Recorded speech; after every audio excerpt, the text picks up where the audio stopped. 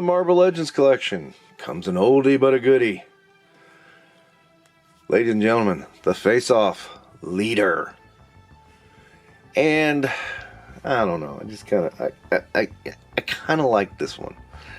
I mean, he's goofy looking, he's got that big brain just sticking out of his head. Kind of looks like an alien from Mars Attacks, but at the same time, it's got some charm to it, you know?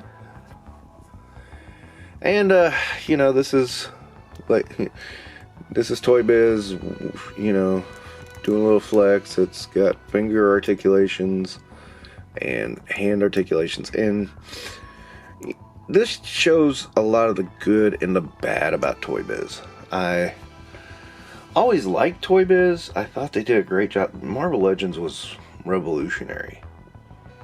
I mean, there's no doubt about that. You can't deny that it was totally revolutionary. At the same time, there were decisions made like, what the hell? What is up with the ball joints, you know? I mean, I never understood the ball joints. We had other joints that would work better. So, why? I didn't understand it then. I don't understand it now. It looks really weird on women. You know, then again, women, I mean, they had such a hard time with women in thin characters like this one. Now, you know, I mean, this is a very thin character, and I think it's a very good sculpt for the most part. Till we get to these forearms and those hands. That's where things go south. I mean, first off, this twists at the forearm, not at the wrist. Why? And then we got hinges on the wrists, and of course, finger articulation. This is even weirder, is because his hands are like rolled up. I mean, he can kind of do a punch, I guess, it'd be easier. But why would you have the leader punching someone? I mean, that would not work. I don't understand. I like it though. I mean, it's a cool figure. Oh. And he's got, I forgot, he does have an accessory. It's a weird one. So yeah, it's kind of like some sort of launcher, I guess. Let's see what it does here. Well, come on. Okay, yeah, it launches it. That's Toy Biz right there. I don't know, what is that? What is that thing? Kind of looks like, you know, Secret Empire Cap's shield. I mean, what the fuck? That is so stupid. I don't know, but this was still in an age when, you know, they were still making toys for kids mostly. And therein lies another good point. Is, I mean, when did kids get out of toys? And when did we take over? When did us old men start taking over toys? I mean, we basically want articulated statues is what we want. That's not a good thing. There's no playability. There's no features. What brought us all to the dance was the playability and the features.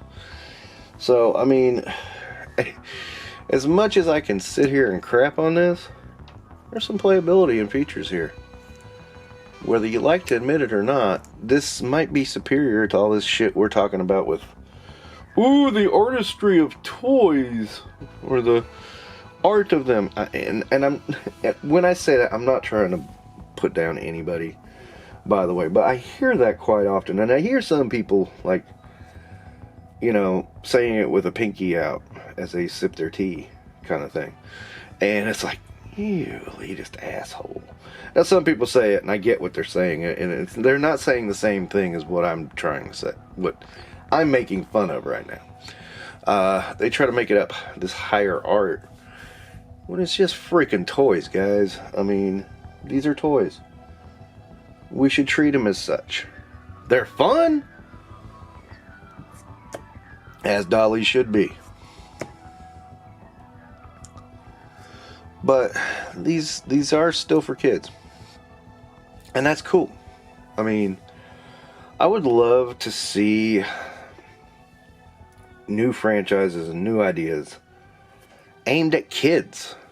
You know, aimed at, 6 to 12 year olds.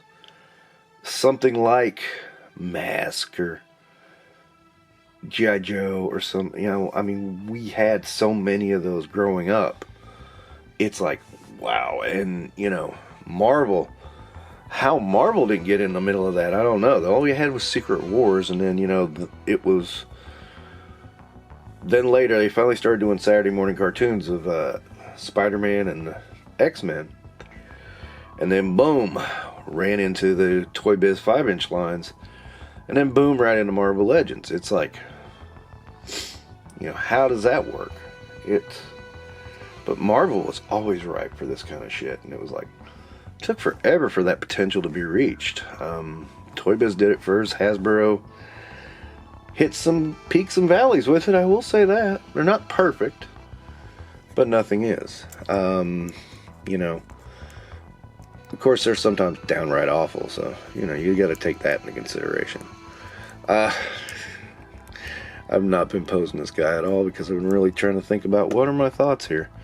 I like the leader in this mode. I like him in the other mode we got in the supervillain wave too. I think they're both viable and good and fun. Let's do a little comparison of how big he is compared to Simon Williams. How are you there? Yeah, I mean, he's taller, but he's skinnier too. I mean, that's the way it should be. And, again, it's, this is a character who, I think,